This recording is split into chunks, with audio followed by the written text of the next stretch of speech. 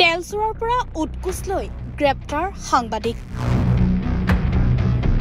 দুদিনৰ ন্যায়িক জিম্মালৈ প্ৰেৰণ সাংবাদিক আশ্ৰাফুৰ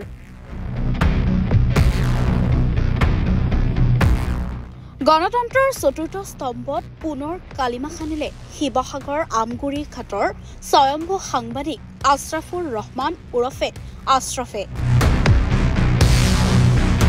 দীৰ্ঘদিন ধৰি সংবাদ সেৱা আৰু বাতৰি পৰিৱেশনৰ নামত সাধাৰণ শ্ৰেণীৰ লোকৰ ওপৰত দানৱৰ ভূমিকা লৈ আহিছে স্বয়ম্ভু সাংবাদিক আশ্ৰফে সম্প্ৰতি শিৱসাগৰ সিংহদ্বাৰত ক্ৰুড অইল চোৰ জেলিল আহমেদ আৰু গৰু চোৰ হামিদ আলীৰ গ্ৰেপ্তাৰৰ পাছতে তেলচোৰৰ বিস্ফোৰক স্বীকাৰোক্তিত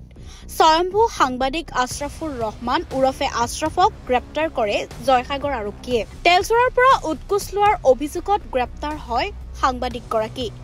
এটা পৰ্টেলৰ সাংবাদিক আশ্ৰফক গ্ৰেপ্তাৰ কৰাৰ পাছতেই দেওবাৰে আদালতত হাজিৰ কৰায় আৰক্ষীয়ে আদালতে অভিযুক্তটোক দুদিনৰ ন্যায়িক জিম্মালৈ প্ৰেৰণ কৰে জানিব পৰা মতে শিৱসাগৰ জিলাৰ সকলো সাংবাদিকে তেলচোৰৰ ঘটনাটো গাপ দিবৰ কাৰণে বৰগোহাঁই আৰু এই সাংবাদিক আশ্ৰফে প্ৰায় 6 লাখ টকা লৈছিল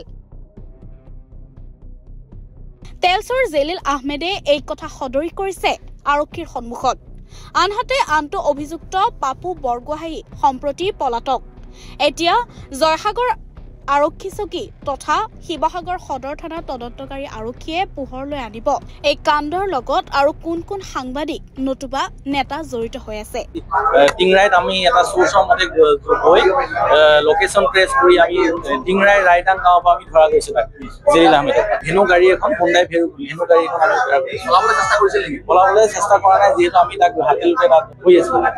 সেইটো আমি তদন্তত ওলাব কিন্তু সদ্যহতে আমি তেওঁলোকৰ একো বেকগ্ৰাউণ্ডটো নাজানো তেওঁলোকৰ ডিটেইলছখিনি আমি ডিগবৈ পিএছত দি থৈ আহিছো আৰু ইনভেষ্টিগেশ্যনত যদি তেওঁলোক হয় তেওঁলোককো আমি ধৰিবলৈ শিৱসাগৰৰ পৰা Farhan Laskar report the news আৰু ডি নৰ্থ ইষ্ট